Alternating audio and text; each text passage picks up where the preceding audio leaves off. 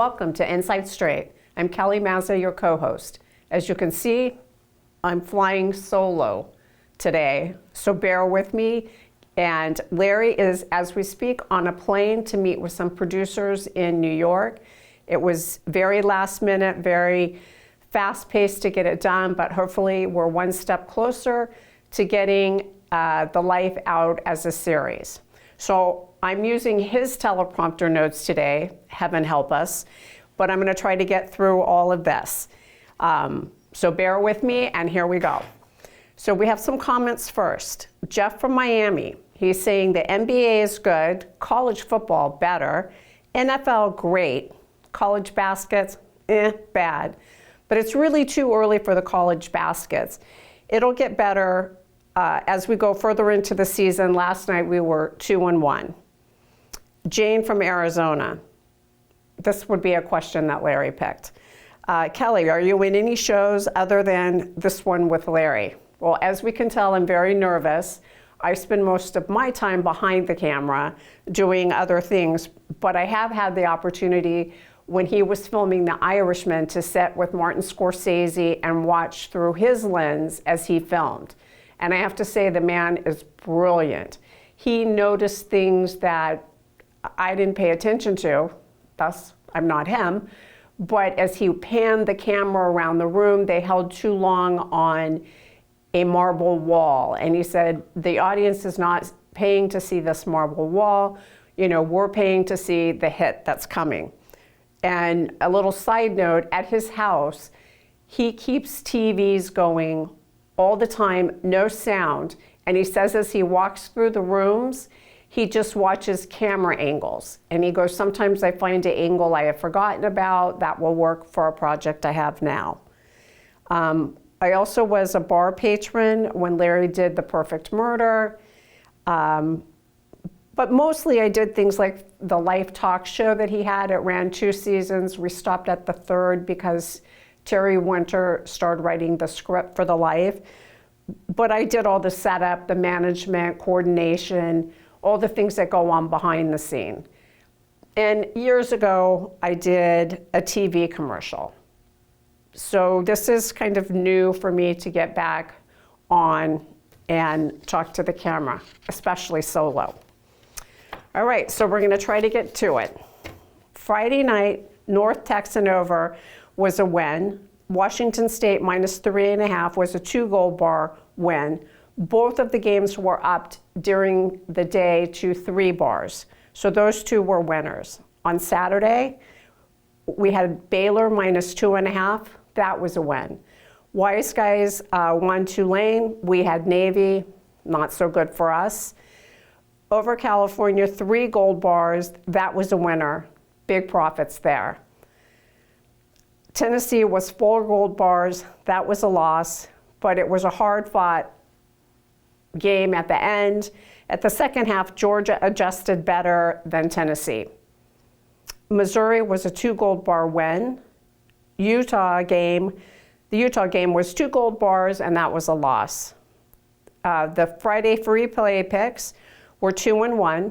Texas State was a winner. Arkansas State lost. And Florida International was a winner.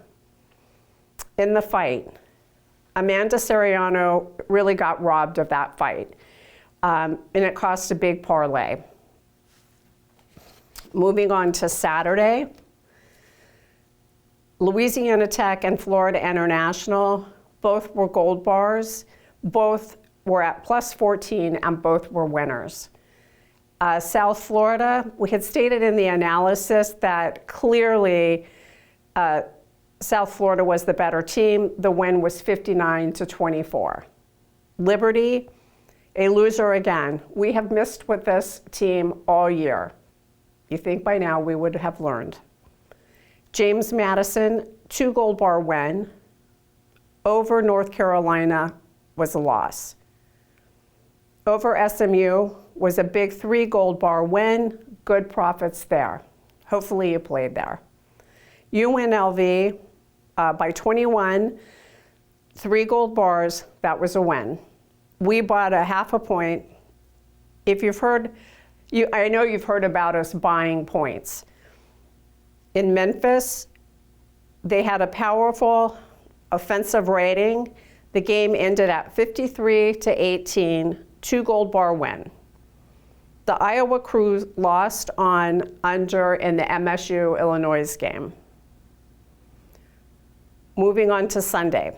On the blog, it's really important to go read the blogs. They come out usually on the weekends. We'll do 2, 3, sometimes 4 blogs throughout the day to get information out rather than trying to put it in on the picks and constantly update it. So please check the blogs often. The Pittsburgh defense was the big difference there. And the play was the game and the line too. Miami game 3 with Tua was a teaser special. We had Detroit, a huge advantage, a juggernaut. These terms are new to me.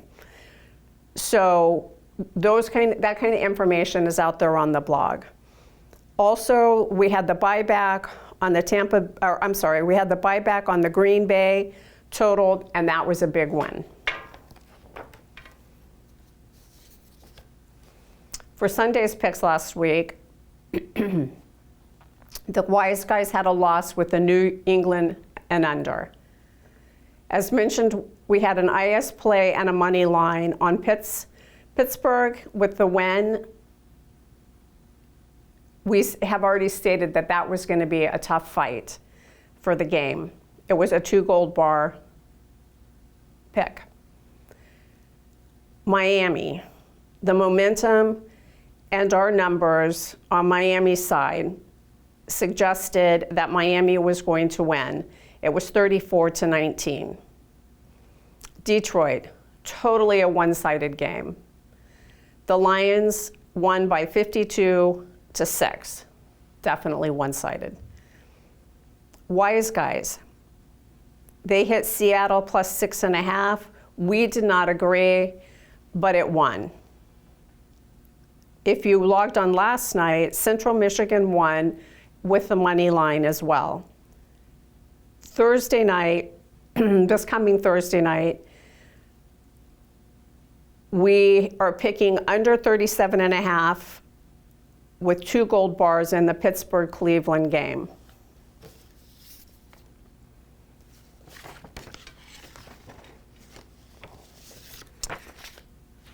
That about wraps it up. But I do want to suggest that you guys really check throughout the week.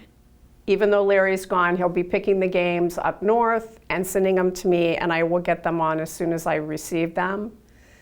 The blogs will be updated. Again, horse racing, basketball, everything is out there, grouped together so that you can see what's happening in one glance. And always make sure to read the analysis. I had someone ask me a question. They thought something was off, but if they had read the analysis under the game's pick, they would have seen, the decisions and why that pick was made. So it's always important to read the analysis as well. Enjoy your week. Good luck with your picks, and we'll see you next time. Thank you.